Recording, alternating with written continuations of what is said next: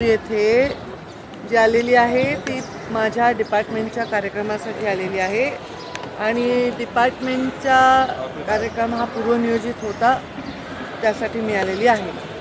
बोला आता काय. रायगड आणि नाशिकच्या पालकमंत्री पदाचा जो निर्णय आहे स्थगिती दिली आहे, काय नाही, मला त्याची काही कल्पना नाही. मला त्याची काही कल्पना नाही. माझा विषय माझ्या हक्काधारीत सुद्धा नाही.